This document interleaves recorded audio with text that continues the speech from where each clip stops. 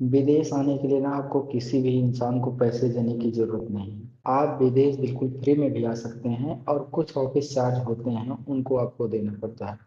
जैसे कि आप सोच रहे हैं कि भाई एकदम फ्री में आने के लिए, तब आपको इंतजार करना पड़ेगा फ्री वारंट का। और ये जो फ्री वारंट होती है ये बहुत कम आती है, ठीक है। और जब ये आती है तो किसी किसी ऑफिस में आती है जो ऑफिस अच्छे होते हैं, तो उनमें आप जा करके ट्राई कर सकते हैं। तो अब बात ये आती है कि हम विदेश आए कैसे।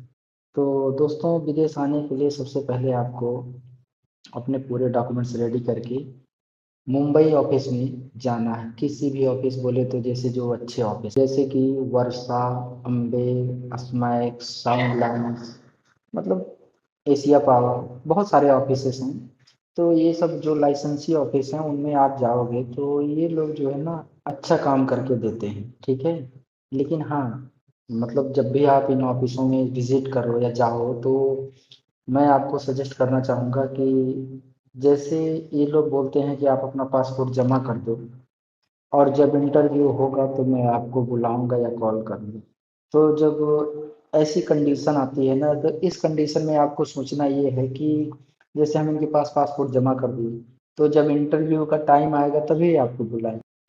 तो होता क्या है ना कि इंटरव्यू का ना एक स्पेसिफिक डेट और टाइम रखा जाता है, उसी समय इंटरव्यू होता है। तो इसलिए आपको ये बोलते हैं कि आप पासपोर्ट जमा कर दो, शॉर्ट लिस्टिंग है, और जब इंटरव्यू होगा तो मैं आपको बुलाऊंगा या कॉल करूँगा। तो जब ऐसी कंडीशन आती है ना, तो इस कंडीशन में आपको सोचना ये है कि जैसे हम इनके पास पासपोर्ट जमा कर दिए, तो जब इंटरव्यू का टाइम आएगा तभी आपको बुलाएं। तो होता क्या है ना कि इंटरव्यू का ना एक स्पेसिफिक डेट और टाइम रखा जाता है, उसी समय इंटरव्यू होता है। तो इसलिए आपको ये बोलते हैं कि आप पासपोर्ट जमा कर दो, शॉर्ट लिस्टिंग है, और बाद में इंटरव्यू के दिन आना और इंटरव्यू देकर।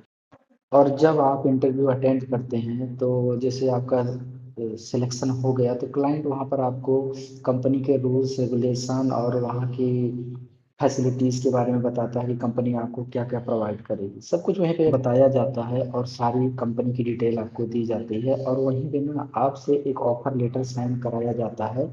उस ऑफर लेटर पे ना बाकायदे आपकी सैलरी मेंशन रहती है, और आप जो है एग्री रहते हो तभी आप साइन करो। अगर आप एग्री नहीं हो तो साइन मत करो, ठीक है। नहीं तो भाई बाद में क्या होता है ना कि कुछ लोग कहते हैं यार मेरी सैलरी इतनी थी अभी इतनी हो गई। ऐसा कुछ नहीं है। आपको जब ऑफर लेटर मिलता है तो उस पर बाकायदे आपकी सैलरी मेंशन रहती है, ठीक है ना।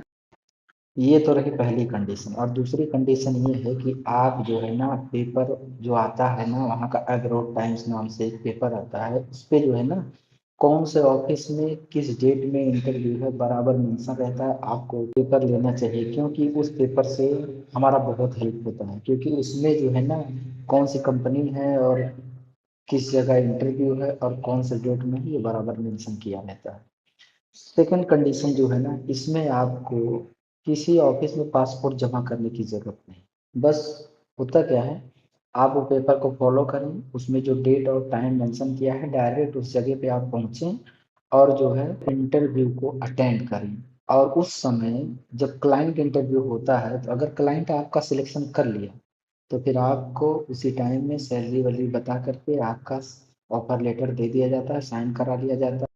तो वही जो है ना आपका फाइनल सिलेक्शन होता है। और उस समय अगर आपके मन में कोई क्वेश्चन है तो आप डायरेक्ट जो है क्लाइंट से आप पूछ सकते हैं कि कंपनी क्या है, कैसी है। हमने आपको दोनों ही कंडीशन बता दिया है। पहला कंडीशन ये शॉर्ट लिस्टिंग वाला जिसमें पासपोर्ट वो लोग पहले ही लेता है, और दूसरी कंडीशन ये है कि जिसमें आप डायरेक्ट क्लाइंट इंटरव्यू अटेंड कर सकते हैं। और उसके बाद वहाँ पे अगर आपका सिलेक्शन होता है तो आप पासपोर्ट उनको दीजिए, और अगर नहीं होता है तो आप अपना पासपोर्ट लीजिए और दूसरे ऑफिस में फिर जा करके इंटरव्यू अटेंड कर सकते हैं।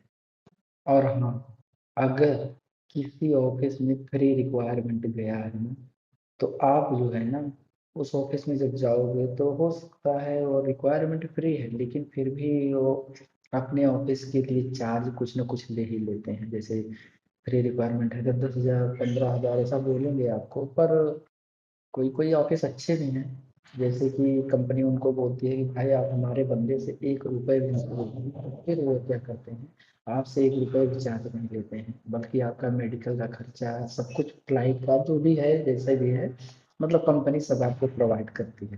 पर जो ऑफिस खोल करके बैठे हैं और 2-4 हज़ार 5 हज़ार ले ही लेते हैं किसी न किसी, तो वो कोई बड़ी बात नहीं है। और रही बात ज़्यादा पैसे देने की, तो ज़्यादा से ज़्यादा 35 से 40 हज़ार ऑफिस चार्जेस हैं। बाकी ये लोग डिपेंड करता है किससे कितना ले। ठीक है। अगर ये वीडियो आप लोगों के लिए थोड़ी सी भी इंफॉर्मेटिव लगी हो तो इस वीडियो को लाइक कीजिए और हमारे चैनल को सब्सक्राइब कीजिए, और ऐसे ही नॉलेजेबल वीडियो के लिए हमें फॉलो कीजिए। Okay, bye bye, see you.